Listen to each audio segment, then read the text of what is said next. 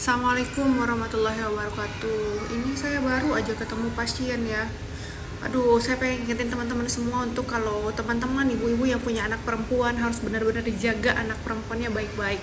Jangan gampang percaya kalau mereka minta izin untuk nginep di rumah temennya, siapapun itu. Kalau kita nggak kenal baik anak itu, jadi jangan segampang itu untuk memberikan izin pada anak-anak perempuan kita ya. Jadi ini saya baru kedatangan pasien umurnya baru 10 tahun ya, 10 tahun. Kemudian dia izin sama dibawa sama tantenya karena dia itu baru abis pulang nginep dari rumah temennya katanya gitu. Dan ini temennya itu dia kenal cuman dari sosmed, dari Instagram, teman main, teman perempuannya, sama-sama umurnya 10-11 tahun.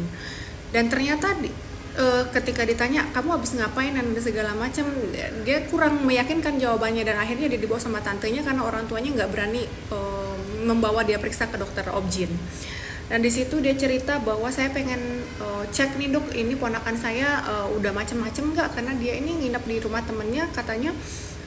Kita lagi lengah, kita lagi banyak kegiatan di rumah, orang tuanya lagi keluar kota, dan dimintain izin dan dia nyelinap pergi, katanya sih nginep di rumah temennya gitu. Dan ternyata usut punya usut, akhirnya saya periksa, saya tanya-tanya adiknya, ternyata mereka dia itu nginep di rumah temennya itu berempat, jadi 2 cewek 2 cowok, udah janjian ada di situ.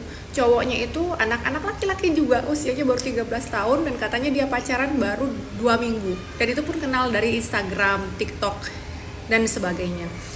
Jadi mereka nginep di rumah itu karena temannya si ini, dia nginep di rumah teman ceweknya ini. Teman ceweknya itu pun juga orang tuanya lagi nggak di rumah karena orang tuanya semua lagi ada di rumah sakit.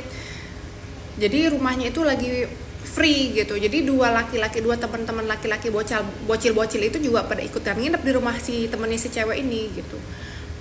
Ya Allah ya Robi. Dan di situ saya tanya, kemudian saya periksa. Sebelum saya periksa saya tanya memang kan, gimana kejadiannya di sana, kamu udah ngapain aja. Dan tentunya dengan pendekatan psikologi kepada anak-anak, akhirnya sebelumnya dia nggak mau ngaku sama tantenya, sama om, sama bapak ibunya kalau dia udah ngapa-ngapain. Dan ternyata di situ ternyata ketika sama saya dia ngaku, iya saya sudah, mohon maaf ya, ciuman, sudah dipegang bagian atas dan juga di bagian bawah. Saya tanya apakah itu cuman pegang aja atau memang sudah sampai terjadi macam-macam, dan ternyata sudah terjadi hubungan badan antara si anak ini, si pasien ini sama laki-laki itu yang baru dia kenal, baru 2 minggu, dan itu dia kenal cuman dari Instagram, DM, dan juga dari TikTok dan sebagainya. Ya Allah ya Tuhanku, ini 10 tahun. Kemudian saya lakukan pemeriksaan, tentu saja apakah sudah memang terjadi hubungan tersebut, apakah ada intercourse ya, ada masuk.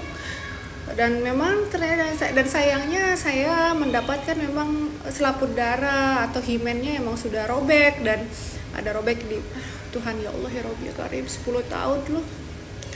Saya nggak nyangka gitu, ya Allah ya Rabbi.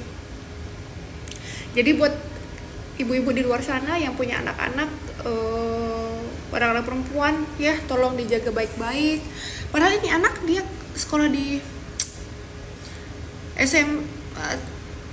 tadi bilangnya masih SD ya, SD, tapi SD pakai hijab. Saya kehabisan kata-kata gitu. Ya Allah ya Robbi. Dan terakhir lagi saya tanya dan saya ingetin ya, jadi jangan cerita sama siapa-siapa, jangan kasih tahu siapapun kalau kamu sudah melakukan ini. Kita harapkan nanti bisa sembuh kembali selaput darah yang sudah rusak itu, dan jangan pernah ceritakan aib itu sama siapapun. Dan ketika saya ingatkan, gimana kamu tahu kan rasanya, dan you know what, dia bilang iya dokter, enak.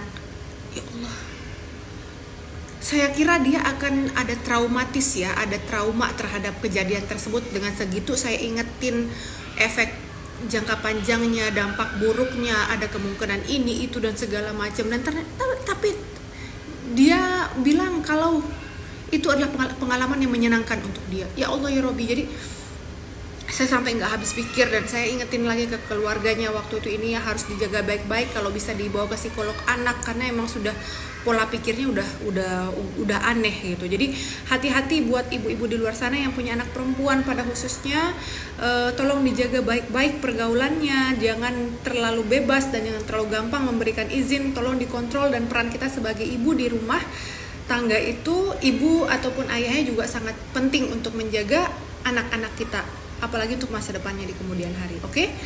Terima kasih. Assalamualaikum warahmatullahi wabarakatuh.